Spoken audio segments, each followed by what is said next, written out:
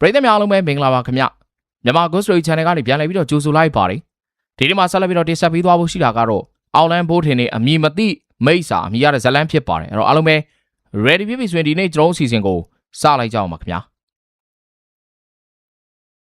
ညချိန်ကောင်းကင်မှာထွန်းလင်းနေတဲ့လကမိုးတိမ်များကြားဝင်ရောက်ပြောက်ကွယ်သွားရာလာအောင်ဆန်းနေတဲ့တပီလှရွာကလေးမှာတော့အမောင်တို့မှာရုပ်ကြီးကြီးဆိုးလို့သွားပါလိမ့်တယ်အမောင်တို့ကြီးဆိုးထားတော့လဲနှိမ့်ရှင်တစ်ပင်ကြီးများဖြစ်တယ်မကြီးပင်အုံးပင်နဲ့ထမ်းပင်ပြင်ခြားခြားသောအပင်များစီကအင်ကြီးအိမ်ကောင်းများထက်မြေမားစွာပေါက်ရောက်နေသဖြင့်အမောင်တို့ထဲမှာတော့ထိုးထောင်ထောင်ထွက်ပေါ်လို့နေပါတယ်။လောင်ပြောက်ကွယ်သွားပြီးအမောင်တို့ကြီးစိုးနေတဲ့ရွာလေးပေါ်ကိုငှက်ဆိုးတစ်ကောင်မှကြက်တီမရှိလာတော့အတန်ဖြင့်ရွာကလေးပေါ်မှာနေပြီးခောက်တုံးခောက်ပြန်တန်းနေသလိုရွာအပြင်တင်းချိုင်းစီမှာအူလာတဲ့ခွေးများဟာလည်းရွာလေးစီကိုတဖြည်းဖြည်းတိုးကပ်လို့လာပါလိမ့်တယ်။အဲ့ချိန်အဲ့ခါမှာတော့ရွာထဲမှာနေထိုင်ကြကုန်တဲ့ရွာသူရွာသားတို့ဟာချောင်းဟန်တန်တစ်ချက်ကလေးပင်မကြပဲသူတို့နေအိမ်များမှာကုတ်ပြီးတော့နေကြရွာထဲရှိအိမ်များအားလုံးဒီပါမီးကွက်ဖျောင်းနိုင်များကိုမှုတ်ပြီးတော့တိတ်ဆိတ်စွာအိတ်နေကြတော့လေပြင်အောင်ပြင်ငယ်အိမ်တစ်လုံးမှာတော့မီးလင်းအောင်အမောင်လူထဲမှာအတိုင်းသားထွက်ပေါ်လို့နေပါတယ်အဲ့ဒီအိမ်မှာတပြေလာရွာမှာတာပြောကြီးနေအိမ်ဖြစ်ပါတယ်ခွေးဥတန်ငါဆိုးအော်တန်များကြောင့်အိမ်ရောက်တန်းရမှာအိတ်နေတဲ့တာပြောတယောက်ကြက်သိမ်းမွေးညင်းများထလာပြီးတော့အညာပြင်ဆောင်ကိုခေါင်းမီးချုံကတန်းရမှာဘေးဆောင်ကျိတ်မိပြီးအိတ်လို့နေပါလိမ့်တယ်သူအိမ်ရောက်မှာအိတ်နေရချင်းမှာသူ၏နေအိမ်ပေါ်တွင်အောင်လန်းဆိုးတင်ရှိနေကြအောင်အခုလိုအိမ်ရောက်တန်းရမှာအိတ်နေခြင်းလည်းဖြစ်ပါတယ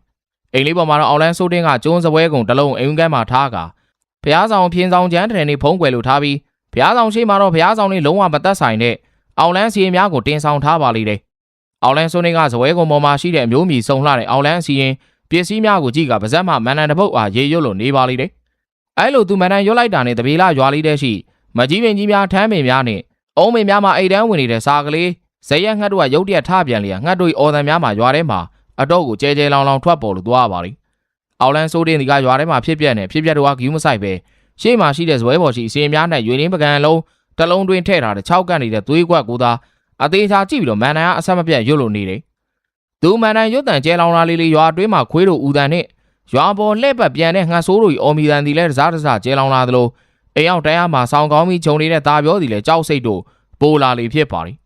အောင်လန်းဆိုးတွေကသူ၏အရှိမချထားတဲ့ရေရီတန်းပကံထဲမှာသွေးချောက်တို့ဆိုလာပြီးတော့သွေးဆက်ဖြစ်ပြောင်းလဲလာတာကိုရေနံစီမီးကွက်အလင်းအောင်အောက်မှာအတိုင်းသားမြင်လာတဲ့အခါကျေနပ်စွာပြုံးလိုက်ပြီးတော့မန်နန်ကိုပို့ပြီးတော့အားဆိုင်ကရွတ်ဆိုလိုက်ပါတယ်ရေနွေးပကံလုံးထဲမှာသွေးဆက်ကရေနွေးပကံလုံးအပြင်ကိုစူးစီးပြီးတဖြည်းဖြည်းမြောက်တက်လာချိန်မန်နန်ရွတ်နေတဲ့အောင်လန်းစွန်းတင်းကမန်နန်ရွတ်လျက်သားဖြင့်အဲ့ဒီသွေးဆက်ကိုဒေတာကြည့်နေပြီးတော့ဇွဲကုံပေါ်မှာတင်ထားတဲ့မုံဆိုးဓားထောင်းနေသည့်ဟန်ရှိတဲ့မဲနက်နေတဲ့တစ်သားရုပ်ကိုကောက်ကန်လိုက်ကရေနွေးပကံလုံးတွင်းမှာမြောက်တက်လာတဲ့သွေးဆက်နေထိမိစေဖို့ကာထားလိုက်ပါလိမ့်တယ်သွေးဆက်မှာမဲနက်နေတဲ့အယုံနဲ့ထိတွေ့သွားချိန်ရုပ်တွင်းတို့တဖြည်းဖြည်းနဲ့စိတ်ဝင်သွားပြီးအယုတ်တီလည်းအောင်လန်းစိုးတင်လက်အတွင်းမှာတဖြည်းဖြည်းလူးလွန်လှုပ်ရှားလို့လာပါလိမ့်တယ်။အဲ့ကမန်နန်ရုပ်နဲ့စိုးတင်မှာအယုတ်အားသူရှိခန်းလန်းတို့ပြစ်ချလိုက်ပြီးမန်နန်အားဆက်ရွတ်နေခြင်းအယုတ်ကတဖြည်းဖြည်းနဲ့ကြီးမားလာပြီးတော့အရက်6ပေခွဲခံရှိပြီးတော့တကူလုံးမဲနက်နေတဲ့လူတယောက်အတွင်းတရံဖြစ်ပေါ်လို့လာပါလိမ့်တယ်။မိသွေးကဲပမာမဲနက်နေတော့လဲမျက်လုံးတို့မှာဖြင့်လွန်စွာမှတောက်ပနေပြီးမိကြီးကဲပမာဖြစ်ပါတယ်။အယုတ်မှပြောင်းလဲလာတော့သူကမုံဆိုးတူတော့ထိုင်နေမှမန်နန်ရွတ်နေအောင်လန်းစိုးတင်ကခေါင်းညုံကအယုတ်သေးပေးပြီးတော့မန်နန်ရွတ်တန်ဆုံးတာနေစတင်ပြီးတော့စကားဆိုလာပါလိမ့်တယ်ကျုပ်ကိုနိုးတဲ့မန်နန်သခင်ကိုယိုသေးပေးပါတယ်မန်နန်သခင်လိုရှိရာစေခိုင်းနိုင်ပါတယ်ကောင်းတယ်မင်းကိုနှိုးဖို့သုံးတဲ့သွေးပန်ရှင်ဘယ်သူလဲဆိုတာမင်းသိတယ်မလားကျုပ်သိပါတယ်ကောင်းပြီမင်းသူစီသွားနေပြီတော့ပြီးရင်မင်းဗီဇာတိုင်းပြုတ်မှုကွာကောင်းပါပြီမန်နန်သခင်လိုရှိအောင်ကျုပ်လုပ်ပါမယ်ခုပဲကျုပ်သွေးပန်ရှင်စီသွားပါတော့မယ်အယုံမှပြောင်းလာတဲ့ကိုလုံးမဲနက်နေတဲ့လူသဏ္ဍာန်မကောင်းဆိုးကောင်အဲ့လိုပြောပြီးတော့ပိတ်ထားသောပရင်းမောင်နာသွားလိုက်ရပိတ်ထားတဲ့ပရင်းမောင်မှာရုပ်ချီပွင့်သွားပါလိမ့်တယ်။အဲ့လိုပွင့်သွားတဲ့ပရင်းပေါက်နေရာမှာမကောင်းဆိုးကောင်မှာခုံချပြီးတော့ပျောက်ကွယ်လို့သွားလိတော့တယ်။အဲ့လိုတာပြောရဲ့နေပေါ်မှာအောင်လန်းဆိုးတင်စီနားတဲ့မကောင်းဆိုးကောင်ထွက်ခွာသွားတဲ့အခါတပီလာရွာလေးကပုံမှန်မဟုတ်တဲ့စူညံနေတဲ့အရာများပျောက်ကွယ်လို့သွားပါလိမ့်တယ်။အဲ့ချိန်မှာတော့ကြံစီထားတဲ့ကြံစီများအောင်မြင်သွား၍တာပြောအိမ်ပေါ်မှာအောင်လန်းဆိုးတင်ရည်တန်က3-4အိမ်ကျော်ထိထွက်ပေါ်လို့လာပါလိတော့တယ်။ကောင်းလေးထအိမ်လေးပေါ်မှာအိပ်ပျော်နေဘိုးတင်ကလူတယောက်ကလှုံနှိုးလိုက်တာကြောင့်ဘိုးတင်တယောက်ချက်ချင်းပဲမျက်လုံးကိုဖွင့်ကြည့်လိုက်သူမယားဒီမှာအမောင်ထဲမှာမီးတောက်ပမာဝင်းနေတဲ့မျက်လုံးတစ်စုံကိုသာဖြစ်ပါတယ်အောင်လဲပညာတဲ့တယောက်မလို့အဲ့လိုထိတ်လန့်ပွဲအရာကိုမြင်တွေ့ရတော့လေကြောက်လန့်စိတ်တို့ဒီကအလေးမရှိမျက်တောင်မခတ်အဲ့ဒီအရာကိုစိုက်ကြည့်ပြီးတော့အိမ်နေရာမှာထပြီးတော့ထိုင်လိုက်အဲ့နောက်ဘိုးတင်ကအမောင်ထဲမှာမြင်နေရတဲ့မီးတောက်တဲ့မျက်လုံးတစ်စုံပိုင်ရှင်ဟာစကားဆိုလိုက်ပါတယ်မင်းကဘာလဲငါ့ဘောင်းနှိုးနေမင်းကငါပဲလေငေါ့ငါနှိုးတာဘာဖြစ်လဲယူကြောင်ရလာလုံးနေမင်းဘာကောင်တရေလားတဆေးလားပြောရအောင်ခတ်ပြီးမင်းကငါပါဆို ခုကျန်ဆိုင်မင်းငါးပိုင်ဖြစ်သွားပြီဒီကောင်ကွာကြောင်တော်ကြီးလာလုံးတော့သေချင်းမထင်နဲ့မင်းငါပြောတော့နားမလဲဘူးလားငါမင်းဆိုတာလေခွေးမသားတော့ကွာငါမြဘာများအောင်းမေးနေလဲဘိုးရင်ကြောင့်သူ့ဟာမလေးမခန့်တဲ့စကားများဆိုနဲ့အမောင်ရီထဲမှာမျက်လုံးရှင်အားလွန်စွာဒေါသထွက်ပြီးတော့ထိုင်နေရမှာရုပ်ကြီးမတ်တက်ရက်လိုက်ကမျက်လုံးသာပေါ်နေတဲ့နေရာကိုတိုးဝင်ပြီးတော့လက်နဲ့ဖမ်းဆုပ်လိုက်ဒါပေမဲ့အမောင်ထဲမှာမျက်လုံးမှာရုပ်ကြီးပျောက်ကွယ်သွားပြီးတော့သူ၏ကြောဘက်စီမှာလောင်ပြောင်ရီမောတန်နဲ့တူနောက်ထပ်ရည်သက်တဲ့စကားများဆိုနေလေပြီဖြစ်ပါတယ်တဲခဲတဲ့ကောင်ပဲငါမင်းပါဆိုမင်းငါ့ကိုလိုက်ဖမ်းနေတယ်မင်းကဘာမှလုပ်လို့မရအောင်မှတ်ထားဘာလို့ခုမှဒီအိမ်ကတလုံးဖောင်းနေရလဲကွာပေတူသားကြီးဟဲ့မီးဝတ်ထိုးသန်းစိတ်တို့ဒေါသထွက်စွာဖြင့်ဘိုးတင်အဲ့လိုစကားဆိုလိုက်တော့လေပေတူနဲ့သားကြီးတို့ဤတုံးပြန်စကားကိုမကြားပဲသူ၏နောက်ကျောသို့ရောက်ရှိနေဖြစ်တဲ့မီးမျက်လုံးပိုင်ရှဲနောက်ထပ်စကားများကိုသာကြားရပါလိမ့်တယ်ခက်ပြီခုချိန်မင်းဘသူ့ကိုခေါ်ဘာမှထူးမှာမဟုတ်ဘာလို့လဲဆိုမင်းကငါမလို့ပဲကွာအဲ့လိုပြောပြီးတော့မီးဝင်းဝင်းတောင်းနေတဲ့အမောင်ထဲမှာမျက်လုံးဆောင်တဖြည်းနဲ့ဘိုးတင်မျက်နှာချင်းဆိုင်စီကိုတိုးလာပါလိမ့်တယ်ဘိုးတင်ကကြောက်လန့်တုံလုံးချင်းအလင်းမရှိပဲသူ့နာတိုးကပ်လာတဲ့အမောင်ထဲမှာမျက်လုံးပိုင်ရှင်းနဲ့မျက်နှာချင်းဆိုင်လိုက်အမောင်တို့မှလွန်စွာကြီးဆိုးနေပြင်သူ့ဟာမလေးမခန့်စကားဆိုနေမျက်လုံးတစ်စုံကလွဲပြီးတော့ကြံပဲရောင်မှမမြင်ရပဲရှိနေပါလိမ့်ညမကြသောချိန်မှာတော့သူနဲ့အလုံးကိုနီးကပ်စွာရောက်ရှိလာတဲ့မျက်လုံးစုံကသူ၏မျက်နှာနဲ့ထီးလို့မတက်အချိန်မှာတော့သူ၏ခန္ဓာကိုယ်ဟာတယောက်ယောက်မှချုပ်ကန်လိုက်သလိုလှုပ်ရမရတာကြောင့်အနေငယ်စိတ်လို့ရှားသွားပြီးအားထည့်ပြီးတော့ယုံလိုက်လေတယ်ဒါမဲ့လှုပ်ရမရပြီအဲ့လိုလှုပ်ရမရတာကြောင့်ဘိုးထင်ကအလုံးကိုဒေါသထွက်သွားပြီးမျက်နှာချင်းဆိုင်မှာမျက်လုံးကစူးကြည့်ကအတန်ခတ်မှဖြင့်မေးမြန်းလိုက်ပါလိမ့်တယ်မင်းကဘာလုပ်လိုက်တာလဲဘာလုပ်လို့လဲငါဘာမလုပ်ဘူးမင်းကငါမလို့မင်းစီမှာငါနေမှာလေကွာတိတ်ဆန်းမင်းကဘာလို့ရုံးမြောင်လုပ်လိုက်တာလဲမင်းဘာကောင်လဲခက်ပြီအခုဒီကိုမင်းကသဘောမပေါက်သေးဘူးပဲဟိုကက်ထားလိုက်တော့မကြခင်မင်းနဲ့ငါတသားတည်းဆိုတာမင်းသိမှာပါအမောင်ထဲမှာမျက်လုံးသာမြင်ရတဲ့သူကဘိုးထင်ရဲ့မျက်နှာနားထိတိုးကက်ကစကားဆိုပြီးတော့ဇာတဇပို့ပြီးတော့ကတ်လာလေးတယ်အမောင်ထဲမှာမျက်လုံးပိုင်ရှင်ကအဲ့လိုပြောပြီးတော့ဘိုးထင်ရဲ့မျက်နှာအားတိုးဝင်လေရဘိုးထင်တယောက်ထိတ်လန့်သွားပြီးတော့အတန်မာဖြင့်ဟန်တားလိုက်လေတယ်ဟဲ့ရဆန်းငါစီမလာနဲ့ဘိုးထင်တယောက်မြင်များအတန်ကျဲကျဲဖြင့်အော်ဟန်တားစီကမှုမောင်လူထဲမှာမျက်လုံးပိုင်ရှင်တွေကသူ၏မျက်နှာနဲ့ထထထဲကြောက်အောင်ပိုး၍တိုးကက်လာလေရဘိုးထင်တယောက်လွန်စွာတုံလှုပ်သွားပြီးရုံးကန်တော့လဲရုံးရင်မရလေရဟေးအော်ချင်းမြင်သာဟန်တား၍နေရပါလိတော့တယ်မလာနဲ့ဘိုးထင်ဘာဖြစ်တာလဲမောင်မဲနဲ့အိမ်လေးထဲမှာအော်တန်နဲ့မရှိမနှောင်းမှာတစ်သားမီးချစ်တန်နဲ့ရေနံစီမီးခွက်အလင်းအောင်တို့မှာအတိုင်းသားအလင်းသားထွက်ပေါ်လာပါလိမ့်တယ်ရေနံစီမီးခွက်အလင်းအောင်အောက်မှာတော့ပေတူးနဲ့တာရီတို့နှစ်ယောက်ကဘိုးထင်အားလှုပ်ရင်နှိုးနေကြပြီးအလန်တကြားအော်သောကြောင့်ခြေနေရမေးမြန်းနေကြခြင်းလည်းဖြစ်တယ်ဘိုးထင်ကြောင့်မျက်လုံးစုံမိတ်ပြီးတော့အော်နေရမှာပေတူးနဲ့တာရီအတန်ကြောင့်မျက်လုံးကိုဖွင့်လိုက်ပြီးအန်အော်တကြီးနဲ့စကားဆိုလေတယ်ငါအိမ်မက်နေရပဲဘိုးထင်စကားကြောင့်တာရီမှာတပ်ပြင်းချလိုက်ပြီးတော့မင်းကလည်းကွာလန့်လိုက်တာဘာမှဖြစ်တာလဲလို့အေးကွာတာကြီးပြောလဲပြောချင်တာပဲလန့်ရတာဟာမင်းအော်တာတော့ဆိုးတယ်ကွာပေတူးနဲ့တာကြီးစကားကြောင့်ဘိုးထင်တယောက်နဲ့ငယ်ရှက်သွားပြီးမင်းတော့လေကွာငါလည်းအော်ချင်းအော်တော်မို့တာသူ့ဘာအော်ပြီးတော့ဘလို့တတ်နိုင်မှာလဲအဲ့ဒါထားအောင်နော်မင်းဘာတွေအိမ်မက်နေလို့ခုလောက်လန့်အော်နေရတာတော့အိမ်မက်ကတော့ထင်ရှားပဲကွာ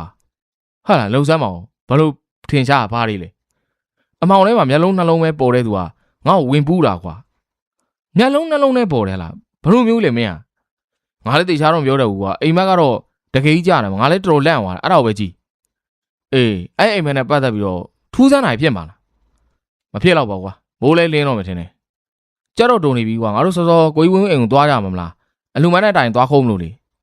အေးဟုတ်တယ်အဲ့ဆိုသွားတာပေါ့ကွာဒုံနဲ့ဘိုးရင်တို့တော့ကပြန်လဲအိတ်ဆက်ချင်းစိမ့်မရှိတော့ပဲစာအုပ်တို့ကိုယူလိုက်ကသွားတိုက်မျက်နှာတစ်လုံးပြီးတဲ့နောက်မိုးမလင်းသေးတဲ့ချိန်မှာပဲရွာထဲကိုထွက်ခွာသွားကြပါလိမ့်တယ်သူတို့ထွက်သွားပြီးမကြမီချိန်မှာတော့အိမ်ဝိုင်းတွင်းမှာတစ်ပင်များဟာလေမတိုက်ပါပဲရိန်ထိုးလဲငလင်လှုပ်သည့်လားလှုပ်ရမ်း၍နေပါလေတော့တယ်ပေပင်ရွာလေးရှိဦးဝင်းရဲ့နေအိမ်ရှိမှာလူများဝိုင်းအောင်လို့နေကြအเจ้าမှာဦးဝင်းမိမဖြစ်သူမဝရီကအိမ်ရှိကော့တာမှာဒူးထောက်ပြီးသူ၏ပြစ်တော်ဟာခွင်းလွန်ရန်အတွက်ဦးဝါတောင်းဆိုနေခြင်းကြောင့်ဖြစ်တယ်ဝိုင်းကြီးနေရွာသူရွာသားများသည်ကတနာကျင်နာတတ်သူများစုမလို့မဝရီရဲ့လောက်ရက်ကိုလည်းနားလည်ပေးကစာနာတနာနေကြပြီးအိမ်ပေါ်မှာမစင်းလာသေးတဲ့ဦးဝါခွင်းလွန်နားလည်ပေးဖို့အတွက်ကိုဝေးပင်ပြောလို့ပေးနေကြပါသေးတယ်ကိုငယ်မဝရီတနာပါတယ်တော့သူ့အိမ်ပြန်ခေါ်ထားလိုက်ပါ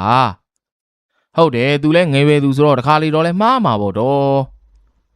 ့ဘဝင်းဒီမှာလူများအဲ့လိုစကားများဆိုလာကြတဲ့အခါမြေပြင်မှာဒူးထောက်ထိုင်နေတဲ့မဝရီမှာတာ၍အားတက်သွားပြီးတော့ငိုတန်နှောတဲ့လေတန်ဖြင့်အိမ်ကြီးပေါ်ကြီးကတောင်းပန်စကားဆိုပါလိမ့်တယ်အကိုကြီးကျမတောင်းပန်ပါတယ်ရှင်ကျမမကောင်းတာပါအားလုံးကျမတောင်းပန်ပါမယ်အကိုကြီးနဲ့ကျမမခွဲနိုင်လို့ပါတရားလုံးလည်းအကိုကြီးစိတ်ကြိုက်ရှစ်ခိုးပြီးတော့လိုက်ပြီးတော့တောင်းပန်ပါမယ်မဝတီနဲ့ရွာသူရွာသားတို့ဤစကားအိမ်ပေါ်မှာရှိနေဦးအောင်ကကြားတော်လဲ မြည်တို့တုံးပြန်မိမှန်မသိဖြစ်လို့နေပါလေတယ်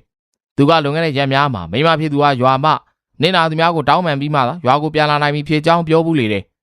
အခုမနေ့အစောမှာတော့သူ့အိမ်ရှိကိုဒူးထောက်ပြီးတော့အော်ကြီးကျဲနဲ့တောင်းပန်နေတဲ့မိမဖြစ်သူကြောင့်များစွာအံ့ဩနေရပါလေမဝရီရဲ့ပြောဆိုပြုမှုများကြောင့်ရွာသူရွာသားများသည်သူတို့ဒီပင်လင်ခွင်းလို့ပေးဖို့တိတောင်းဆိုနေတော့လဲသူမြည်တို့ပြုလုပ်ရမိမှန်မသိဖြစ်လို့နေပါလေအဲ့ချိန်အိမ်မော်ရွာလူကြီးနဲ့ဘာကြီးများပြင်ဦးတန်းမောင်တို့လည်းတက်ရောက်လာခဲ့ကြအဲ့နောက်သူတို့ကအိမ်မော်မှာစေးတံခဲလဲတမင်ခွေထိုင်နေတဲ့ဦးဝါစတင်ပြီးတော့စကားဆိုကြလေတယ်ရို့ကိုခင်ဗျားမိမဘယ်အချိန်တည်းကရောက်နေရလဲဗျာမနက်စောကြီးတည်းကရောက်နေတာအဲ့ဒါများခင်ဗျားဘာလို့အိမ်မော်တက်မခံတာလဲအတော်လေးအသေးမာတယ်သူပဲဗျာခင်ဗျားသူ့ဘာသာမတက်တာလေဗျာကျုပ်လည်းနားမလဲကျုပ်ပြောတာအခုလိုအော်ကြီးကျယ်ငိုယိုပြီးတော့တောင်းပန်ခိုင်းတာမဟုတ်ဘူးသက်ဆိုင်တဲ့သူတွေကိုတူတွေ့ပြီးတော့တောင်းပန်ခိုင်းတာဗျာကဲအဲ့ဒါတွေထားလိုက်တော့ကိုုံခင်ဗျားအခုဘယ်လိုလုပ်မလဲပြန်လက်ခံပါလားရွာသားတွေကတော့ခွင့်လွှတ်ပေးနေကြပြီဗျာကျုပ်ကတော့အမှန်တိုင်းပြောရင်လက်ခံချင်တာပေါ့ဗျာခင်ဗျားတို့သိတဲ့အတိုင်းအသက်ကြီးလာတော့စိတ်ပိမိယူကလေးကလည်းလိုတယ်မဟုတ်လားဟာအဲ့ဒါဆိုလည်းလက်ခံလိုက်လေဗျာအဲ့လိုလည်းမဖြစ်သေးပြန်ဘူးဗျယောဘယ်လိုတော့ခင်ဗျားဟာဦးအောင်စကားရွာလူကြီးတို့၃ယောက်နားမလည်နိုင်ဖြစ်လို့နေတယ်အဲ့ကဦးအောင်ဒီတပင်းတစ်ချက်ကိုချလိုက်ပြီးတော့ကျုပ်ကလက်ခံချင်တယ်ပဲထောင်းဘိုးထင်ကရှိသေးတယ်လीဗျာဘိုးထင်ကကြုံမိမအသေးလဲကိုမုန်းနေတာလေခုတောင်သူကျုပ်အိမ်ရောက်နေမှမသိသေးလို့မလာတာဖြစ်ကျုပ်ကသူသဘောမတူဘဲနဲ့လက်ခံလိုက်ကြုံမိမသေးတောင်သေးနိုင်တယ်လीဗျာအဲ့ဒါကိုပြောတာဦးအောင်မရှေ့လျားစွာနဲ့ရှင်းပြလိုက်တဲ့အခါရွာလူကြီးတို့ကလည်းခေါင်းများကိုတဆက်ဆက်ညှိငါအဲ့ဒါလည်းဟုတ်ပြန်တာပဲခင်ဗျားမိမရဲ့အပြစ်တွေကလည်းတွေးရင်နဲတာမှမဟုတ်တာဗျာဟုတ်တယ်ကိုအောင်ရဲ့မိမမီးမွေးတာလည်းတုတ်အဆိုးတယ်ကွာညိုမောင်တော်သူ့ဘာသာတတ်သေးဖို့ဒီလှုပ်တယ်ဆိုတော့အဲ့တော့ဘိုးထင်ခွင့်မလို့ပေးနိုင်ဘူးဆိုတာလဲလွန်တယ်လို့ပြောမရပြီပြန်ဘူးအဲ့ဒါကိုပြောတာပေါ့ဗျာဒါကြောင့်ကျုပ်ကကြုံမိမကိုလက်မခံရဲတာဘိုးထင်ကိုကြောက်လို့ပဲကိုများရေအဲ့ဒါဆိုလဲတခုခုတော့ကျန်းရမှာပေါ့မိမတော့တုံနဲ့ပြန်မှာမဟုတ်ဘူးအဲ့တော့မဖြစ်သင့်တာတွေမဖြစ်အောင်ဘိုးထင်ကိုရင်ပြောထားမှလည်းတန်ရာက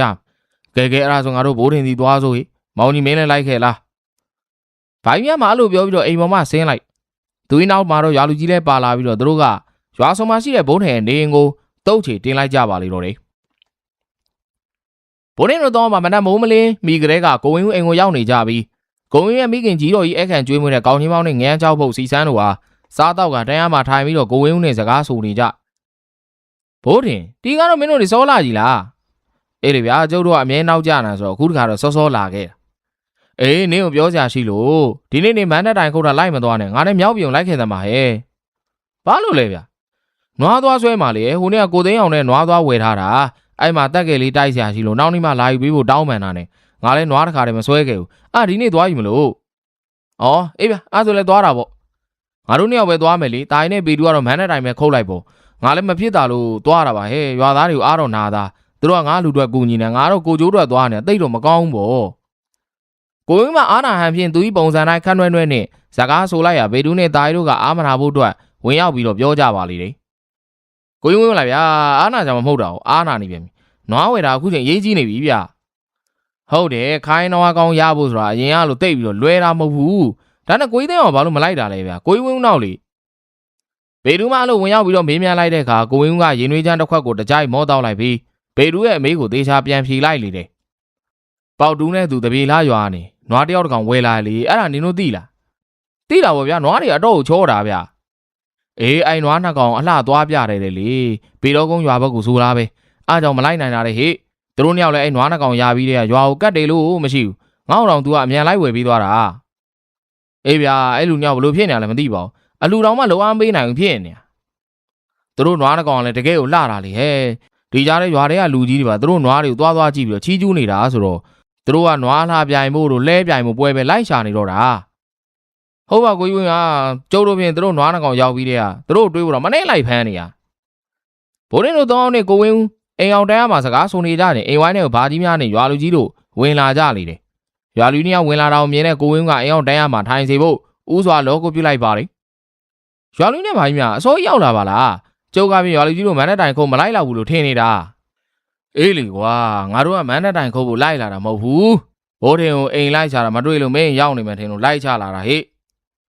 ရွာလူကြီးမအဲ့လိုပြောလိုက်တဲ့အခါဘိုးထင်ကအံ့ဩနေတဲ့မျက်နှာဖြင့်သူနောက်လမ်းလျှောက်လာတဲ့ရွာလူကြီးတို့နှစ်ယောက်ကိုမေးမြန်းလိုက်ပါလေတယ်ကျုပ်လိုက်ချနေဟုတ်လားရွာလူကြီး ဟုတ်တယ်မင်းကိုလိုက်ရှာတာမင်းပါအိမ်မှာမင်းပါမိမရောက်နေတယ်ဟာအဲ့မင်းမမျက်နှာပြောင်တိုက်ပြီးတော့လာရဲသေးတာလားဘိုးတင်စိတ်လျှော့ကွာငါတို့ပြောတာလဲတေးချနားထောင်အောင်ဘိုးတင်ကြောင့်ဒေါသစိတ်တို့ထောင်းနေထွက်လာတော့လဲရွာလူကြီးနဲ့ဘာကြီးများတို့ရဲ့စကားကိုနားထောင်ကဒေါသစိတ်ကိုထိန်းထားလိုက်ပါတယ်အဲ့နောက်ရွာလူကြီးကတန်းရမှာထိုင်ပြီးရွေနေချမ်းတစ်ခွက်ကိုငှဲ့တောက်လိုက်ပြီးတော့အေးစိတ်တည်ငြိမ်တဲ့ဟန်ပန်နဲ့ဘိုးတင်အားစတင်ဖြောင်းပြစကားဆိုပါလိမ့်တယ်ဘိုးတင်မင်းပါကြောင့်လဲမင်းသိတယ်မလားမင်းပါသူမိမကိုမပြတ်နိုင်ဘူးကွာခုတောင်သူမိမကို तू ကလက်ခံခြင်းနဲ့မင်းုံကြောက်နေလို့လက်မခံရဲဖြစ်နေတာဟိုမိမလည်းသူ့အိမ်ရှိမှဒူးကြီးထောက်ပြီးတော့တငိုဒီနဲ့အစိုးရောက်လာပြီးတောင်းပန်နေတာတောင်းပန်နေဟလာရွာလူကြီးဟုတ်တယ်မန္တတိုင်သွားခုံးမဲ့ကောင်တွေတော့အိုင်နာဝိုင်းကြည့်နေလို့ဒီကိုရောက်မလာသေးတာဖြစ်မယ်အလကားမိမပါဗျာဟန်ဆောင်တာကတော့တိတ်ကိုတော်တဲ့မိမဟမ်ငါတို့လည်းအကဲခတ်မိပါတယ်ကွာဒါပေမဲ့မင်းအဘတော်တော်ဖြစ်နေတာခုတောင်မျက်နှာငယ်လေးနဲ့ဘယ်လိုလုပ်အောင်မသိဖြစ်နေတယ်သူ့အိမ်သူမိမလာတာပဲဗျာဘာလို့ရမှာလဲလက်ခံလက်မခံမောင်းထုတ်လိုက်ပေါ့ဒါပဲရှိတာအဲ့လိုလည်းပြောလို့မရဘူးလေကွာမင်းစိတ်ဆိုးမအောင်သူကကြောက်နေတာဆိုင်မရော်လေးရဆိုင်တာမဆိုင်တာအဖထားမင်းဘယ်လိုဖြစ်စေခြင်းလဲပြောကျုပ်တို့ကတော့အဲ့မိမကိုကျုပ်ကိုယ်တိုင်သွားပြီးတော့တတ်ပလိုက်ချင်တာဘိုးတင်စကားကြောင့်ရွာလူကြီးနဲ့ဘာကြီးများတို့ထိတ်လန့်ဖြစ်သွားပြီးဟာဘိုးတင်မင်းအလူတွေတော့လုံးလို့မရဘူးနော်ဟဲ့ကောင်စိတ်ထိန်အောင်မင်း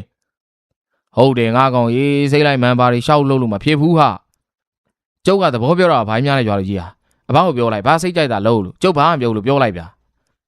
မင်းကိုယ်တိုင်လိုက်ခဲ့ပြီးတော့ပြောလိုက်လေကွာကျုပ်လိုက်လို့မဖြစ်သေးဘူးဗျာခုကျအိမ်မေမောက်တွေ့ရင်ကျုပ်လုံးတတ်မိလိမ့်မယ်အေးအဲ့ဒါဆိုလဲငါတို့လက်ခံတယ်လို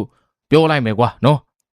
ကျုပ်ကတော့ရတယ်ရွာထဲကလူတွေမကျေနပ်တော့ကျုပ်လည်းပြောတတ်ဘူးနော်ရွာထဲကလူတွေတက်တော့ပူမနေနဲ့ငါကောင်ကြီးသူတို့ကကိုအောင်ပြန်လက်ခံဖို့တော့မှကူပြီးတော့ဝိုင်းပြောပေးနေတာရွာထဲလူတွေကလည်းဗျာအမှတ်သေးကြည့်မရှိကြဘူးကျုပ်ကအဖားကြောင့်အိမ်မေမောက်ပြန်လက်ခံရမှာကျုပ်ပေါ်ဘာကျေးဇူးတွေအများကြီးရှိထားလို့နှုံးမို့ဆိုတော့အိမ်မေမောက်မျက်နှာသေးစရာမရှိအောင်လှုပ်ပြမှာပြောရင်းဆိုရင်စိတ်တိုးတယ်ဗျာကိုဝင်းကျုပ်တို့မြောက်ကန်းသွားမှာလာဗျာသွားအောင်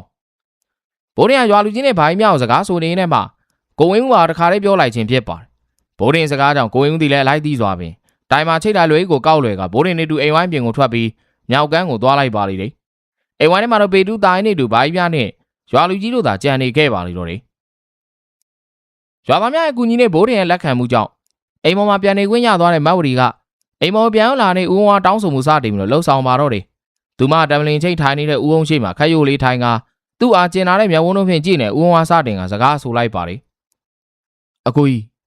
ပြောလေဝရီဘာဝရီလဲဝရီလေးလို့မခေါ်တော့ဘူးလားအကိုကြီးကဝရီအမားတွေကိုခွင့်မလွတ်နိုင်သေးဘူးလားဝရီကတော့အကိုကြီးကိုမခွဲနိုင်လို့ဘသူတတ်ဘလို့သေးသေးဆိုပြီးတော့အရဲဆိုပြီးတော့အိမ်ကိုပြန်လာတာအကိုကြီးကတော့ဝရီကိုအခုလိုအေးဒီအေးဆက်ကြီးနဲ့ဆက်ဆံနေရလားပြောတဲ့ဆိုတဲ့မဝရီစကားတို့ကြောင့်ခက်တီနေနေတဲ့ဦးအောင်တယောက်ခက်တီဒီဆက်မနေနိုင်တော့ပဲသူကြီးရှိမှမဝရီကထွေးပွေးလိုက်ကဝရီလေးကလည်းပေါက်ကြီးရတယ်ပြောတော့မယ်အကိုကြီးဝရီလေးကိုဘယ်လောက်တောင်လွမ်းနေတယ်ဆိုတာဝရီလေးမသိဘူးမလားအခုမှစောကတော့သူများအကြာကြီးဒူးတော့ခိုင်းတာပြီတော့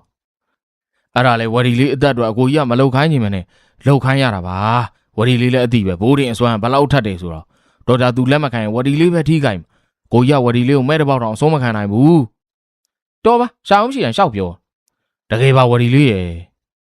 ဦးအောင်တယောက်အချင်းစိတ်များတက်လာပြီးတော့မဝရီကတင်းကြပ်ထွေးပွေလို့ထာ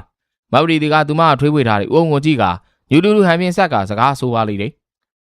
အကိုကြီးဝရီတောင်းဆိုကြရှိတယ်ပြောလေဝရီတခြားတော့မဟုတ်ပါဘူးဝရီတို့ခီးထွက်ကြအောင်လေဝရီလည်းချက်ချင်းရွာမှာပြန်မနေခြင်းသေးလို့ဝရီလေးကဘယ်ကိုခီးထွက်ချင်တာတော့နှစ်ယောက်တည်းအေးဆေးရှိမဲ့နေရာကိုပေါ့ကဲထွက်လေထွက်ဘယ်လိုသွားကြမလဲကြာပါတယ်ခုပဲသွားကြမယ်လေဟမ်ခုချက်ချင်းကြီးလားဘာလဲအကိုကြီးကဝရီနဲ့နှစ်ယောက်တည်းလွတ်လပ်မနေခြင်းဘူးလားဟောခုလဲလွတ်လပ်တယ်လေကိုအိမ်မှာကိုနေနေတာပဲဟိုဦးအောင်မအဲ့လိုပြောလိုက်ရမဝရီကစိတ်မကောင်းနဲ့မျက်နှာအနေထားကိုပြောင်းသွားပြီးတော့ကိုကြီးကဘယ်တော့မှဝရီဘက်ကိုစဉ်းစားမပေးဘူးကိုကြီးမသွားခြင်းလည်းရပါတယ်လေဝရီတယောက်တည်းပဲသွားတော့မယ်ဝရီကဘလို့မျက်နှာမျိုးနဲ့ရွာထဲမှာနေဝင့်ုံမှာလဲအကိုကြီးကိုလွမ်းလို့သာအရဲစွန့်လာအကိုကြီးတိသားနဲ့ဟုတ်ပါကိုကြီးမေ့သွားတယ်အကဲအားဆိုလဲဝရီလေးသဘောတိုင်းအခုပဲသွားကြတာပေါ့နော်ဦးအောင်မလို့ပြောလိုက်တဲ့အခါမဝရီတယောက်လွန်စွာမှကျင်းနဲ့စွာပြုံးလိုက်ပြီးတော့ဦးအောင်ကပြန်လဲထွေးပွေထားလိုက်ပါလိမ့်တယ်သူမကပြုံးနေနေမှာနှကန်းအောင်ဆေးဆေးလေးကြိုက်ထားကကြံစီလာတဲ့အကြံတို့အောင်မြင်လာတဲ့အတွက်ကျင်းနဲ့နေတဲ့အပြုံးဟာဆက်၍ပြုံးကဦးအောင်ကိုအတန်းကြအောင်ဖတ်ထားလို့နေပါလိမ့်တော့တယ်မြောက်ပြင်ရွာအဲ့ဒီရွာကပေပင်ရွာနဲ့ရွာနီးချင်းကိုစုံနိုင်တော်တဲ့အချိန်အားဖြင့်နေကုန်ဒီပါသွားလာတာကြောင့်ထင်တော့တော့မနီးပေပေပင်ရွာနောက်ရက်မှာရှိတဲ့သစ်စိန်ရွာတို့ထက်လမ်းမဆက်သွယ်ပိုကောင်းရည်သာနီးတောင်ထင်နေရခြင်းဖြစ်ပါတယ် အခုဘိုးတင်နဲ့ကိုဝင်းတို့နှစ်ယောက်ကမနက်စောကလေးမှမြောက်ပြင်ရွာကိုလမ်းလျှောက်လာလျာနေ့လေကျော်တဲ့အချိန်မှာတော့ရွာဝင်ကိုရောက်လာပြီဖြစ်ပါတယ်ချိန်ကြာမင်းသွားလမ်းလျှောက်လာတဲ့အတွက်အစာခံတဲ့ကောင်းကြီးပေါင်းစားထားသည့်တိုင်အောင်သူတို့နှစ်ယောက်ဝမ်းပိုက်မှာစားလာပြန်ပြီဖြစ်ပါတယ်အဲ့ကဘိုးတင်အရှိမှလမ်းလျှောက်နဲ့ကိုဝင်းကစကားလှမ်းဆိုလိုက်ပြောကိုဝင်းခင်ဗျာဘိုင်းမစားလားအေးဟဲ့မှန်တိုင်းပြောနေစားတယ်ဟဲ့ငါလည်းနင်းလောလောနဲ့ထွက်လာတာအမေထုတ်ပေးတာဓမင်းထုတ်တော့မယူခဲ့ရအောင်အေးဗျာကျုပ်လည်းဘာမိမအကြောင်းပြောနေတာစိတ်ကတိုးလာလို့အဲ့နဲ့မြန်ထွက်လာခဲ့တာကျုပ်တို့မဝိုင်းစင်တို့ဝင်တာပေါ့ဗျာအဲ့မှာဓမင်းလေးဝင်စားပြီးမှနွားဆွဲပြန်ကြတာပေါ့ငါနွားဝယ်ထားတဲ့အိမ်မှာလည်းဓမင်းကျွေးလောက်ပါတယ်ဟဲ့ကိုဝင်းကလည်းဗျာကိုနဲ့ရင်းနေအိမ်မှာပဲစားတာပေါ့မဝိုင်းစင်တို့ဆိုအားနာကြလူမှမဟုတ်တာတခုတော့ရှိတယ်ဒီရောက်ရင်ကိုမင်းကျူဆွဲလူတော့ကြောက်ရသေးတယ်ဗျာကိုမင်းကျူဆိုတာကိုမြိုင်းမင်္ဂလာဆောင်ဖြတ်ခိုင်းတဲ့တယောက်လားဟုတ်ပါဗျာဟုတ်ပါဘိုးတင်တို့စကားပြောနေလမ်းလျှောက်နေချိန်သူတို့မျက်နှာချင်းဆိုင်မှာဦးစင်းတစ်ပါးနဲ့လူနှစ်ယောက်တို့လမ်းလျှောက်လို့လာနေကြဘုံကြီးကိုနီးကပ်မြင်ချိန်မှာတော့ဘိုးတင်တယောက်အံအောင်လို့သွားတဲ့အကြောင်းမှာဦးစင်းကကိုမြင့်ကျူဖြစ်နေပြီးတော့ဘေးမှာလွယ်ထားတဲ့သူနှစ်ယောက်မှာပွားကြီးနဲ့တော်ကြီးတို့နှစ်ယောက်ဖြစ်နေခြင်းကြောင့်ပင်ဖြစ်ပါတော့တယ်ဘိုးတင်ဒီကအံအောင်နေတဲ့ဟန်ဖြင့်သူနားရောက်လာတဲ့ဦးစင်းအားတေချာကြည့်ကကိုမြင့်ကျူဒါကားလေးတို့ရွာကိုလာကြရလားဟုတ်တယ်ကိုမြင့်ကျူကဘလို့ဖြစ်ဘိုးတင်စကားမဆုံးခင်တော်ကြီးနဲ့ပွားကြီးမှဝင်ရောက်ပြီးတော့ရှင်းပြလိုက်ပါတယ်ဦးစင်းကလောကကြီးကိုစိတ်ကုံသွားတာသူကြိုက်တဲ့မိုင်းမြလည်းသူများတော့ပါဝလေပြီးတော့မကောင်းကြနိုင်ကုန်လည်းတခုမှဖြစ်မလာတော့လောကကြီးကိုစိတ်နာပြီခုလိုဘုန်းကြီးဝတ်သွားတာပဲတော်ကြီးစကားကြောင့်ကိုမင်းကျူတစ်ဖြစ်လဲဦးစင်းမှာတော်ကြီးအားစောင်းခဲ့ကြည့်လိုက်လေဦးစင်းကြည့်တဲ့အကြီးအားကောင်းစွာသဘောပေါက်တဲ့ပွားကြီးမှာမကြေမနက်နဲ့တော်ကြီးအားစကားဆိုလိုက်ပါလေတဲ့မင်းဆိုတဲ့ကောင်လေဘုံဒီပန်းမသိအကောင်းတီဆိုပြီးရှောက်ပြောတို့ဦးစင်းလူဘွားရုံမာတာအောက်တန်းကြဆိုးခဲ့တာတပြီးပြီလေဘုန်းကြီးဝတ်တယ်ဆိုတာမင်းသိတဲ့အတိုင်းပဲမိုင်းမျိုးမရလို့ဝတ်တာအားလုံးသိပဲဟောတော်ပွားကြီးနဲ့တော်ကြီးမင်းတို့ဘာတွေရှောက်ပြောနေတခါလေးငါဘာသာငါပဲရှင်းပြလိုက်မယ်ဦးစင်းကအဲ့လိုမျိုးသူကြီးចောင်းသားနှစ်ယောက်တို့ကဆက်ပြီးတော့စကားမဆိုရင်တားလိုက်ပြီးဘိုးတင်ကအကျိုးကြောင့်တေချာရှင်းပြလိုက်ပါတယ်တခါလေးဦးစင်းရဲ့အမားတွေကိုတေချာတွေးပြီးတော့နောင်နာရလို့အခုလိုသာသနာပေါင်ဝင်လိုက်တာပါအခုဦးစင်းတောเจ้าမှာသတင်းသုံးနေတာလေဦးစင်းရဲ့ကြီးတော်ကြီးနေမကောင်းကြလို့ရွာထဲကိုခဏကြွလာခဲ့တာအော်ဟုတ်ကဲ့ခုလိုဖုန်းကြီးဝင်လိုက်တာလေကောင်းပါလေဒါဆိုဦးစင်းတို့တခါလေးခွင့်ပြုပါအောင်ကောင်းပါဗျာကိုဝင်းမှာဦးစင်းအလောက်ချီထားတော့လဲဘိုးတင်မှာခေါင်းအောင်သာညှိပြီးဦးစင်းရဲ့စကားကိုနားထောင်လေးတယ်အဲ့နောက်ဦးစင်းတို့ဒီကဘိုးတင်ဟာနှုတ်ဆက်ကရွာပြင်ကိုကြွသွားခဲ့ပါလိမ့်တယ်အဲ့နောက်သူတို့နှစ်ယောက်ဒီလဲဦးစင်းဝစ်သွားပြီဖြစ်တဲ့ကိုမြင့်ကျူအကြောင်းကိုပြောဆိုကမဝိုင်းစိန်တို့နေအိမ်စီကိုသွားနေလိုက်ကြပါလိမ့်တော့တယ်တော်ရွာကြီးထုံးစံတိုင်းဧည့်သည်လာတဲ့အခါကောင်းမွန်ဧည့်ခံဒီမှာထူးဆန်းတဲ့ရာတော့မဟုတ်ပြီအခုလဲဘိုက်စာနဲ့ဘိုးတင်နဲ့ကိုဝင်းတို့ဟာအမေပြုံးနဲ့မဝိုင်းစိန်တို့မှာကောင်းမွန်စွာဖြင့်ဧည့်ခံနေသလိုမိဖြူသည်လဲဘိုးတင်နားမှာထိုင်ကားစကားတီတတာဖြင့်လောကိုပြုလို့ပင်နေပါသေးတယ်အကိုဘိုးတင်ကိုဆိုင်နဲ့ကိုပေတူတို့မပါဘူးလားဟုတ်တယ်သူတို့ကဒီဦးလူတွေလောက်အားပေးနေရလေအလူကြရင်မိဖြူတို့လာရမယ်နော်ကြားလားစိတ်ချအမိုင်းဝိုင်းစိတ်မလာဘူးဆိုရင်တော့လေကျုပ်ကအမေပြုံးကိုခေါ်ပြီးတော့လာမှာကောင်းတယ်ဒါနဲ့မိဖြူကြောင်းတက်အောင်မယ်မလား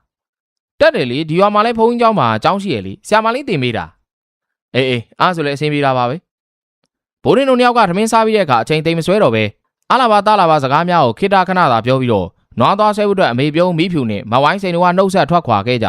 အဲနောက်သူတို့ကရွာလေပိုင်းရှိတာမန်တက်ကယ်မိုးထရန်ကအိမ်လေးစီကိုသွားလိုက်ပြီးတော့ကိုဝေးဦးမှာအတန်ခတ်ကျဲကျဲနဲ့အိမ်ဝိုင်းဝါမှနေ၍လှမ်းခေါ်လိုက်ပါလေအင်ရှင်တို့ရှိတာခွေးကြီးအောင်ပြုတ်ဧည့်သည်တွေထင်တယ်လာကြပါဟုတ်တယ်ကြီးတော့ကိုလားဆွေတို့ရှိလားလှဆွေနွားသွားကြောင်းနဲ့မောင်ရင်တို့ကနွားဝယ်ထားတဲ့သူတွေမလားဟုတ်တယ်ကြီးတော့ကဲလာထိုင်ကြကွယ်လှဆွေကစောင့်နေသေးတယ်ဒီချိန်မှတော့မလာတော့ဘူးထင်ပြီးနွားသွားကြောင်းနေတာဟုတ်တယ်ကြီးတော့ဒီကိုရောက်တာတော့နည်းနည်းစောတယ်ထမင်းစားတာနဲ့အတိတယောက်အိမ်မှာထမင်းဝင်စားနေတယ်ကြာသွားတာကိုင်းကစကားပြောနေဘိုးတင်အားခေါ်ကအမေကြီးထိုင်နေတဲ့ကိုပြစ်မှာဝင်ပြီးတော့ထိုင်လိုက်အဲ့နောက်အမေကြီးကကိုပြစ်ပေါ်မှာနေပြီးတော့အတန်ခတ်ကျဲကျဲနေတစ်ဖက်အိမ်စီကိုလှမ်းပြီးတော့အော်ခေါ်ပါလိမ့်တယ်တင်းမောင်ဟေးတင်းမောင်အတန်ဆုံးတာနဲ့အသက်12နှစ်ရွယ်လူငယ်လေးတယောက်အပြေးတစ်ပိုင်းနဲ့အမေနဲ့ဘိုးတင်တို့နှစ်ယောက်ထိုင်နေတဲ့နေရာကိုရောက်လာပြီးမေကြီးကသူ့အားခေါ်ရတဲ့အကြောင်းရင်းကိုမေးမြန်းလိုက်ပါတယ်မေကြီးဘာလို့လဲဗျာကျုပ်ခေါ်တာလာဆွေတခွက်စင်ကိုနွားသွားကြောင်းတယ်အဲ့နေမြန်လိုက်ပြီးပြောစမ်းနွားလာဆွဲတဲ့လူတွေလာပြီလို့ဟုတ်ကဲ့မေကြီးအဲ့သူကျုပ်ကူသွားလိုက်မယ်အေးသွားဒီမောင်မီရတဲ့ကောင်လေးကအပြေးတစ်ပိုင်းနဲ့အိမ်ဝိုင်းထဲမှာထွက်သွားလေတယ်မေဒီကဘိုးတင်နဲ့ကိုဝင်းတို့နှစ်ယောက်ကသူဤသားတော်မောင်ဖြစ်သူလှဆွေကယခုရောင်းလိုက်တဲ့နွားနာကောင်ကအလုံးကိုသဘောကျကြောင်းအလုံးကိုပင်နှမျောနေကြောင်းနဲ့မဖြစ်မနေမို့လို့သာနွားများကိုရောင်းလိုက်ရင်ဖြစ်တဲ့အတွက်နွားများကိုတေချာဂယူးဆိုင်ပေးစီလို့ကြောင်းတို့ကိုဝင်းကိုတေချာမှားနေပါလေတယ်ကိုဝင်းဒီလည်းယခုမှနွားဝယ်နိုင်ကြောင်းသူတို့အတွက်ယခုဝယ်သောနွားမှာပထမဆုံးပိုင်ဆိုင်မှုတဲ့နွားမလို့ အသေးချာကူးဆိုင်မိဖြစ်ကြောင်းတို့ဟာပြောဆိုနေပါတယ်ဘိုးရင်ဒီကမိသည့်စကားမှမပြောကိုဝင်ဦးနဲ့မေကြီးတို့ပြောစကားများကိုသာနားထောင်လို့နေပါလိမ့်တယ်တို့နဲ့ကိုလားဆွေဆိုသောသူနွားသွင်းပြန်လာကိုစောင့်နေချိန်မှာနေတော်ကျသွားချိန်မှသာနွားနှကောင်ကရှေးတကောင်တင်ပေါင်းပြီးတော့နောက်တကောင်ကအနောက်ကဆွဲလာတယ်ကိုလားဆွေပြန်လဲရောက်ရှိလာပါလိမ့်တယ်ကိုလားဆွေကရောက်တာနဲ့ကိုဝင်းဝါစားတင်ပြီးတော့ကျေးဇူးတင်တဲ့အကြောင်းကိုပြောလေတယ်ကိုဝင်းတို့တော့ရောက်နေမှကိုကျုပ်ကမလာတော့ဘူးထင်ပြီးတော့နွားသွားကြောင်းနေရဗျာကျုပ်တို့နွားဝယ်ပြီးတော့ချက်ချင်းမဆွဲဘဲနဲ့ယုံကြည်နဲ့ခဏပေးထားခဲ့လို့တကယ်ကိုကျေးဇူးတင်ပါတယ်ဗျာနှုံးမို့ဆိုတက်ကြယ်တွေကိုဘလို့တိုက်ရမှမသိဘူးဖြစ်နေတာဗျာရပါတယ်ကိုလားဆွေရဲ့မယုံကြည်ကြပါရှိလို့လေဘေပင်နဲ့မြောက်ပင်ဆိုတာအကြောင်းသိတွေကြီးပဲမဟုတ်လားလို့အဲ့ဒါပေါ့ဗျာအမှန်ဆိုဆီယန်လေးတင်ချခဲ့လေရတယ်လေယုံကြည်နဲ့ငွေကုန်ချေပြီးတော့နွားထားခဲ့တာရှားတယ်လေဗျာကိုဝင်းဦးနဲ့ကိုလားဆွေတို့ကခိတ္တမြစကားပြောပြီးတဲ့နောက်ကိုဝင်းဦးမှအမေကြီးနဲ့ကိုလားဆွေတို့ကနှုတ်ဆက်ကဘိုးတင်ဟာပြန်ရန်အတွက်စောလိုက်ပါလေတယ်ကဲဘိုးတင်တို့လည်းပြန်အောင်နေတော်ဝင်တော့မယ်ဟုတ်ကဲ့ကိုဝင်းအဲ့တော့ဘိုးတင်နဲ့ကိုဝင်းဦးတို့ကနွားတယောက်တကောင်စီဆွဲကာကိုလားဆွေတို့သားမယားနှုတ်ဆက်ပြီးတော့မြောက်ပြင်ရွာမှထွက်ခဲ့ပါလေတော့တယ်နေလုံးရတစ်ပြေးနဲ့အနောက်ရက်ကိုရွေးရှားပြောက်ွယ်လို့သွားပါတယ်မြောက်ပြင်ရွာမှပေပင်ရွာကိုသွားနေတဲ့လူသွားလမ်းလေးမှာတော့နွားတစ်ကောင်ဟာတယောက်တစ်ကောင်ဆွဲလာတယ်ဘိုးတင်နဲ့ကိုဝင်းဦးတို့လမ်းလျှောက်လို့နေကြတယ်ဘိုးတင်ဒီကနွားကြိုက်သူတယောက်မဟုတ်တော့လေဝယ်လာတဲ့နွားနှစ်ကောင်မှာဖြင့်နွားချောနွားလာများဖြစ်မှန်းကိုကြည့်ုံနေသိတာမလို့ကိုဝင်းဦးကချီးကျူးစကားဆိုနေပါလိမ့်တယ်ကိုဝင်းဦးနွားတွေကတကယ်ကောင်းတယ်ဗျာနဖီးတွေဆိုခိုင်းရတာပိုးစင်းပြေးတာပေါ့ဟုတ်တယ်ကိုသိန်းအောင်ရနသိုးဝယ်မလားပြောနေသေးတာနေသိတဲ့အတိုင်းနသိုးကိုနဖီးဖြစ်အောင်လုပ်ရင်အလုပ်ရှုပ်တယ်မလားအဲ့ဒါတော့ဟုတ်တယ်ဗျာကိုကြီးသိန်းအောင်နွားကြည့်တော့တကယ်တော်တာပဲနွားကြည့်တာလဲတော်တယ်ဈေးစစ်တာလဲတော်တယ်ငါဖြင့်လေဒီနွားဝယ်တော့ तू လိမ့်ဈေးစင်းနေလို့အားတောင်နာနေရသေးတာဈေးမစစ်ဖို့9000ကိုသိန်းအောင်ပြောရသေးတယ်ဟာကိုကြီးပြောတဲ့ဈေးကတော့ तू လဲတန်ကိုလဲတန်ပါပဲဗျာအေးဟုတ်တယ်ကိုကြီးနဲ့ဘိုးတင်တို့စကားပြောနေလမ်းလျှောက်လာရညအချိန်ကိုတပြေးနဲ့ရောင်မှန်းမသိရောက်လို့လာပါလိမ့်တယ်လာဆန်းရများမလို့ကောင်းငင်မှလာကမိုးချုပ်တာနဲ့ကျဲများနေပြန်ထွန်းလင်းနေပြီးတော့တိတ်ရိတ်ဝိုင်းများအုပ်ဆိုင်နေတဲ့လမ်းမှာအပရတော်ဘေးလေတော်ဘေးမှာရှိတဲ့လမ်းမှာတော့လာအောင်အတိုင်းသားရလို့နေပါတယ်ညအချိန်အင်းမြအလင်းအောင်အောက်မှာလမ်းလျှောက်ရသည်မှာအတော့ကိုအဆင်ပြေတော့လဲမနက်ကလေးကယခုချိန်ထမင်းစားချိန်ကိုလားဆွေအိမ်မှာခိတ္တနားတဲ့ဘိုးတင်ဖို့ခြေထောက်ညောင်းစာပြုတ်လာဖြစ်ပါတယ်အဲ့တော့သူကလာအောင်ဆန်းနေတဲ့ထဲပြင်းသားရောက်ကိုဝင်းဝအဲ့နေရာမှာခိတ္တနားဖို့အတွက်တောင်းဆိုလိုက်ပါတယ်ကိုဝင်းမညောင်းလားဗျာကျုပ်တို့ဒီနားခဏနားမလားလို့နားလေငါလည်းညောင်းနေတာအေးဗျာဆိုနားရအောင်ဘိုးတင်ကပြောဆိုသူဆွဲလာတဲ့နွားကြီးကျိုးများကိုထဲပြင်းအဆက်ရှိစင်ကိုမြတ်ဖုတ်တွင်ခြီလိုက်ကထဲပြင်းပေါ်မှာခြေပြက်လက်ပြထိုင်ချလိုက်သူနီးသူကိုဝင်းဦးတီလည်းနွားမြတ်ဖုတ်မှာခြီကားထဲပြင်းမှာထိုင်လိုက်ပါတယ်ဘိုးတင်ဒီကခိတ္တထိုင်နဲ့လွယ်ထားတဲ့လွယ်ရခေါင်းလှုပ်ပြီးတော့ပက်လက်လန်လဲကကောင်းကင်မှာလာအားကြီးကအပန်းဖြေနေလေတယ်ညမကြသောအချိန်မှာတရွေလှုပ်ရှားနေတိမ်များကတာနေတဲ့လထံတိုးဝင်သွားကလာရောင်ပျောက်သွားချိန်မှာတော့ဘိုးတင်ဒီလည်းချက်ချင်းမျက်လုံးမိတ်ကအိပ်ပျော်လို့သွားပါလေတော့တယ်ကိုဝင်းဦးတယောက်သူ့ဘေးမှာပက်လက်လန်နဲ့ဘိုးတင်ဟာမိသည့်စကားမှမပြောဘဲအေးဆေးနားနေစီလိုက်လမ်းလျှောက်ရသည်မှာအချိန်တော်ကြာနေမလို့ကောင်းမွန်နားပါသည်ဆိုသောစိတ်ဆန္ဒနဲ့အလိုက်သည့်စကားမပြောဘဲနေခြင်းလည်းဖြစ်ပါတယ်ဘိုးတင်ဒီကပက်လက်လန်အိတ်ကပင်မမှန်ဖြင့်အိပ်ပျော်သွားဟန်ရှိ၍ကိုဝင်းဦးတယောက်တည်းတောင်တွေးမြောက်တွေးနေစဉ်ကျင်းငယ်စွန့်ညင်လာသဖြင့်ခလန်းလန်းကိုသွားကကျင်းငယ်စွန့်ရန်ထွက်သွားလေတယ်အဲချိန်တိမ်များဖုံးသွားတဲ့လာသည်လည်းပြန်လဲထွက်ပေါ်လာပြီမလို့ဗဝင်းကျင်မှာနိုင်ငယ်မင်းသားထင်းသားဖြစ်နေဖြစ်ပါတယ်ဂျုံနိုင်မင်းများအနောက်မှာထိုင်ကအပေါ်သွားလိုက်အဲချိန်နွားနှကောင်တရှူးတစ်ချဲနာမုတ်တံများကြောင့်နွားရှိယာကိုကြည့်လိုက်ချိန်အိပ်ပျော်နဲ့ဘိုးတင်ကရုတ်တရက်မတ်တက်ရက်လို့လာတယ်မတ်တက်ရက်သည်ဆိုခြင်းမှာပုံမှန်မတ်တက်ရက်ခြင်းမဟုတ်ဘဲအဲ့နေရာမှာငုတ်တုတ်ထိုင်ခြင်းမရှိပဲဝလုံးကအပေါ်ကိုထောင်သည့်နဲ့တန်တန်မတ်တက်ရက်လာခြင်းဖြစ်ပါတယ်အဲ့တော့ကိုဝင်းဦးတယောက်ဂျုံနိုင်မင်းများကြားမှာမထွက်ရဲပဲအချင်းတွေကိုစောင့်ကြည့်လို့နေလိုက်မတ်တက်ရက်လာတဲ့ဘိုးတင်မှာရုပ်ကြီးတကူလုံးမဲနှက်သွားသလိုရက်မောင်းစီလဲတဖေးဖေးနဲ့ရှည်ထွက်လာလေတယ်အရက်မှာ6ပေကျော်9ပေမြဖြစ်သွားချိန်မှာတော့သူ၏မျက်လုံးထဲမှာမီးကြည့်ခဲပမာနီရဲလို့နေပြီးဘဝင်းကျင်ကိုအကဲခတ်လို့နေလိုက်အတန်ကြာအကဲခတ်ပြီးနောက်စင်ကိုမြတ်ဖုတ်မှာခြီထားတဲ့နွားနှကောင်နားကိုတိုးကပ်သွားပြီးရုံးကန်နေတဲ့နွားရဲ့နှဖားကျိုးကိုကိုင်ကဆွဲလဲချပစ်လိုက်အဲ့ချင်းအားကြောင့်ကြံတဲ့နွားတစ်ကောင်ကအားကုန်သုံးပြီးတော့ကျိုးကိုယုံသွားပြီးကစုံပေါက်ပြီးတော့ခြေဦးတရထွက်ပြီးသွားပါလေတော့တယ်မကောင်းဆိုးအားတယောက်ဖြစ်ပြောင်းလဲသွားတဲ့ဘိုးထင်ကသူလဲချထားတဲ့နွားကိုရုံးကန်ခြင်းမရှိနိုင်စေရန်လဲပင်ကိုဖတ်ပြီးတော့လဲချောင်းနေရာကိုသားရဲတကောင်လိုမျိုးကြိုက်ခဲထားလျာနွားကြီးခင်ဗျအကျိုးဆွဲပြီးတော့စံကင်နဲ့ပြစ်နေရရှာပါတယ်အဲ့ဒီမြင်ကွင်းကိုလာရောင်အောက်မှာအတိုင်းသားမြင်နေရတဲ့ကိုဝင်းဦးမှာကျင်းငယ်ပင်ပစိုးနေလွတ်အောင်မစွန့်နိုင်တော့ပဲကြောက်တူးတုံရင်နေတော့တယ်သူဘလို့လုံးဝမသိဖြစ်နေပြီးတော့အော်ဟင်းငိုယုံမိမှာစိုးရိမ်မိ၍သူ၏လက်အားပါးစပ်ဖြင့်ကိုက်လို့ထားပါတယ်တုံကြောင်းလန်းတတ်သူမဟုတ်တော့လေသူအားကွာတာပြုရမည်ထင်၍ခေါ်လာတဲ့ဘိုးထင်မှာအဲ့ဒီလိုချက်ချင်းပြောင်းလဲသွားတာဖြစ်တဲ့အတွက်ပို့ပြီးတော့ကြောက်ရွံ့နေခြင်းလည်းဖြစ်ပါတယ်မကောင်းဆိုးအကောင်ကြီးမှနွားကြီးကငိန်သက်အောင်တားရတဲ့ကောင်နဲ့ကြိုက်ခဲပြီးတော့ငိန်သက်သွားတဲ့အခါမှာဖောင်းနေတဲ့ဝင်းပိုင်နေရာကိုသူ၏လက်ဖြင့်ထိုးဖောက်လိုက်ပါလေတယ်အဲ့မြင်ကွင်းမြင်နေရတဲ့ကိုဝင်းမှာနွားကြီးပြီးကသူ့လှည့်ရောက်လာမှကိုစိုးရင်ပြီးဘလို့လုံးဝမသိဖြစ်နေချိန် တိုးတိုးအတန်မထွက်နဲ့ဝင်းသူဤကြောဘက်စီမှာအတန်တိုးတိုးဖြင့်လူတယောက်ပြောလာတဲ့စကားကြောင့်နောက်ကိုလှည့်ကြည့်လိုက်မိသူမြင်ရတဲ့သပင်နဲ့မုံစိတ်များဖြူဖွင့်တဲ့လူကြီးတယောက်ကိုဖြစ်ပါတယ်နှုံမှလည်းမုံစိတ်ဖြူခတ်တိုးတိုးခေါ်လိုက်မိမုံစိတ်ဖြူငါမုံစိတ်ဖြူမဟုတ်ဘူးမုံစိတ်ညူမင်းအတန်မထွက်နဲ့ငါတို့ဒီနာခွာအောင်ဘိုးရင်ဘာဖြစ်သွားတော့